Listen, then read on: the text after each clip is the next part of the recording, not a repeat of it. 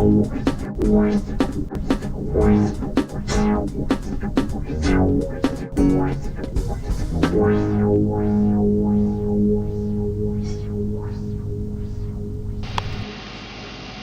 guys, check out this weird NES cartridge. This is a game developed by Camerica.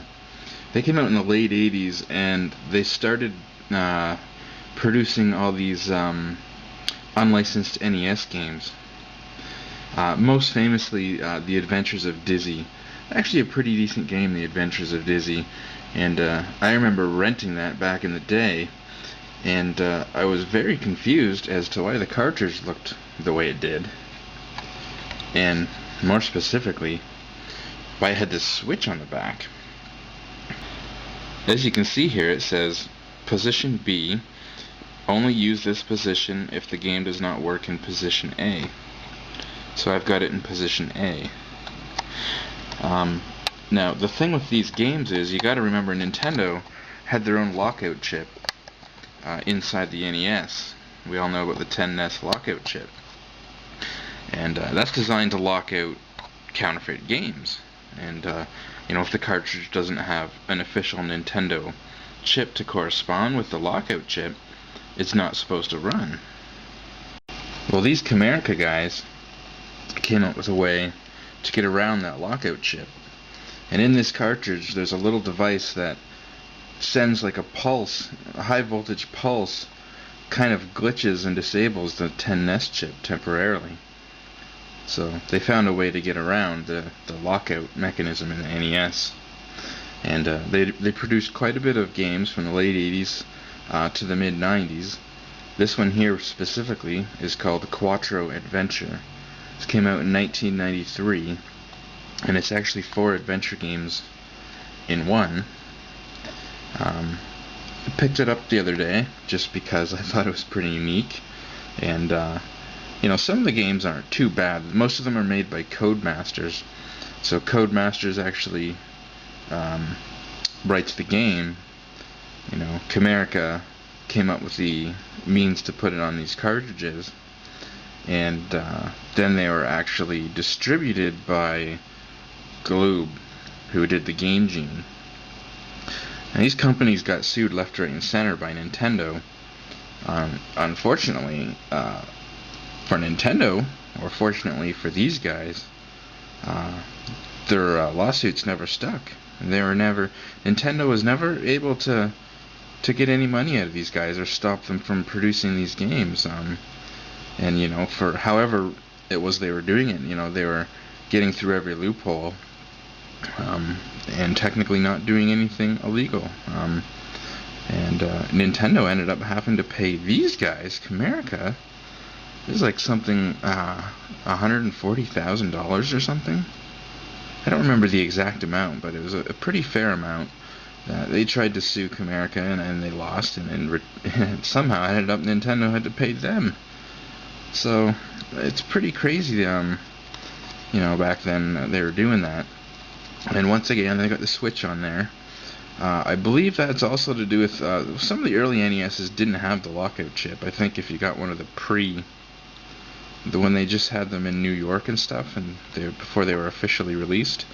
And also for the PAL systems, I think this game will work on both our systems and the European systems. So once again, pretty genius little cartridge. And and some of the games aren't too bad, so let's check it out, shall we?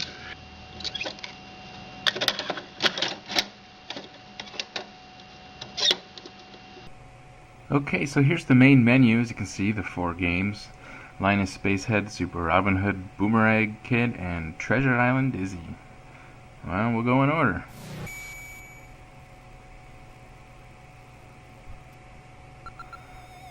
The Linus Spacehead games, it's okay. The first level kind of blows. Your ship crashes at the bottom of the ocean, and you gotta get your way up. You only have a certain amount of oxygen, so you've got a time limit, and you've got to ride the bubbles up. It's a pretty cool idea. The smaller bubbles travel the fastest, but they'll pop the soonest when you land on them, and the bigger bubbles travel slowest, but they'll last longer when you jump on them. So it's kind of neat. I don't think I've seen anything like it, but it is a little bit repetitive for the first level. Once you get past the first level, it's pretty much a standard platform style game.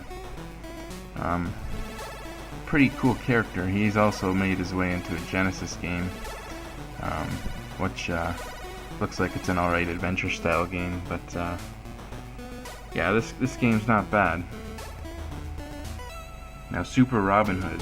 This is probably my favorite game on the whole cart. A lot of stuff going on. You gotta collect keys and treasures. The controls are pretty good. They're not perfect, but they're pretty close. They're actually really good. For one of these kind of games, you know, you'd expect maybe the controls to be awful, but they're pretty good, and it looks pretty good too. I mean, for the NES, it looks pretty decent, so they did a good job on this game.